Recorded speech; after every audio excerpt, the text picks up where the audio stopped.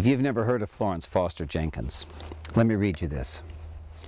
Mrs. Florence Foster Jenkins, the noted if controversial coloratura soprano, gave the most celebrated concert of her career on October 25, 1944 at Carnegie Hall.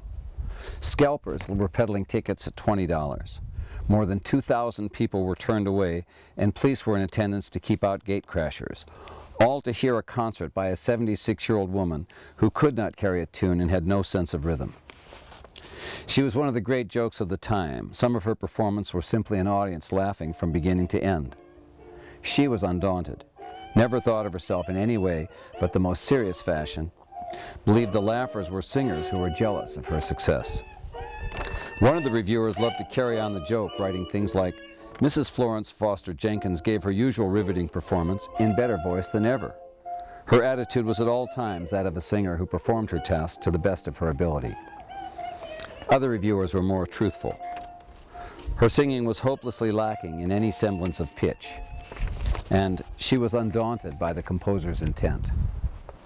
She was notorious for high notes that continued to rise beyond her ability to make them heard. The listeners would watch while Mrs. Jenkins continued to sing without any sound whatsoever. After a while, the music would return to the lower registers, and she would return from the void. She was dubbed the First Lady of the Sliding Scale. Her career began when she was 41 years old, and her father, who had refused to let her go to Europe when she was 17 and study music professionally, died.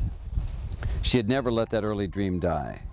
With the money she inherited, she began to stage her own concerts, hiring halls, paying all the costs, with the proceeds usually going to charities, often to needy young artists. She had many admirers, among them Enrico Caruso, who felt that her spirit was unique. When she was asked how she felt about her bad reviews, she said, "Some may say I could not sing, but no one can say I did not sing."